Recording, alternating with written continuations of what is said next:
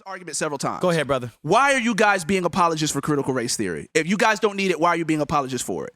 I think that you laid it out earlier, which was great. We're not being apologists for critical race theory more than we are trying to be apologists for truth. Yes. We are saying that as a Christian, it is your job in regards to us talking about our integrity. Yes, brother. Especially if you claim to be a Christian that loves the life of the mind. Yeah. And you put a high premium on truth. Yes. All Christians should be putting a high premium on truth. Yes. If we put a high premium on truth, then it is wrong for you as a Christian to misrepresent what other people think, even if you disagree with them. Facts. It doesn't matter. Even if you did, I don't care if the person was a Satanist. You cannot misrepresent Satanism and then attack it, and then spread that to Christians and say we have to attack this and this. It's wrong. Yes. Right? We are pushing people to be accurate, and we are pushing people to be precise. We don't want people to misrepresent what is happening, right? Yes. That's not an apologist for critical race theory. It's us being apologists Yes, brother. for truth. Yes. And what I'm saying is that what has been happening to us is that we have been constantly swept under the rug, because what folks are doing, what anti-CRT and anti-woke Christian folks are doing, is that they are mapping any conversation and mentioning of whiteness, racism, systemic and institutional racism, or any mention of even our own blackness as it relates to the construct of whiteness as critical race theory. Yes. Brothers and sisters in Christ, Yeah. those conversations existed before critical race theory did. Yes. They did. Yes. Brothers and sisters in Christ, those conversations existed before Karl Marx was born in 1818. Yes. Brother, I'm just being, you can literally, historically, you can do your own research.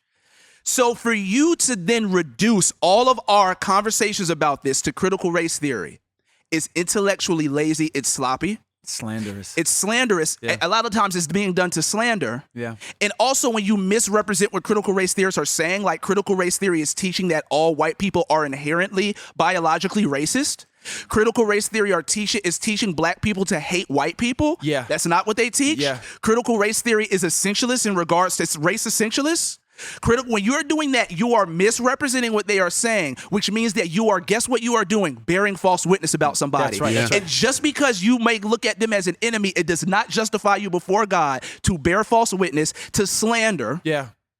or to reduce what we are saying down to some type of ideology that you want to create and believe as a boogeyman that you don't agree with. Yes. That is not right. Brother, and I want to say this too real quick, Meansy. Go ahead. I think a lot of times that we also forget that most of the guys and gals who started critical race theory are still relatively young and alive right They now. are. I mean, it was formalized in '89. I was born in '89. That's right. Yeah. That's right. That's So right. I mean, Kimberly Crenshaw is still here, She's bro. alive, and if you go Google a picture of her right now, she looks very young. She is not an old woman. And let me say this: a friend of mine actually talked to her. He was He's a believer. Yep. He was trying to get an understanding. What is it that y'all actually believe? I want to represent these things well. And it broke my heart when he shared with me that she is in utter confusion about why she is being hated and attacked like she is by Christians. She said, my only goal was to bring reconciliation, to sort of bring empowerment to the forgotten, to the least of these. I thought that was core to Christian doctrine. I don't understand what the beef is. She literally is confused. And she's reading our takes in our woke conferences, and I'm not sure if she's reading the tweets. She's an academic. I don't know I don't know exactly what she's seeing, but I know she's hearing about these things and seeing the blatant misrepresentations. And if she does not know Jesus, what is your witness to her?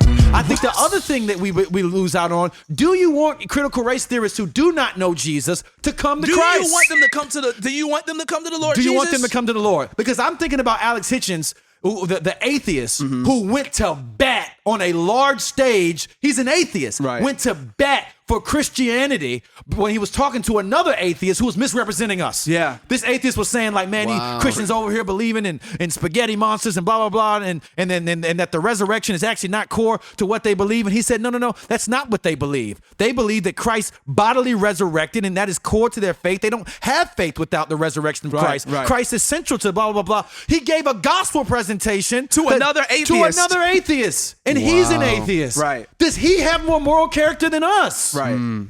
And I think that gets down to what we're saying. You can lose sight that we can lose sight that these are real people we're talking about, bro. Right. That this is a real battle for souls, man.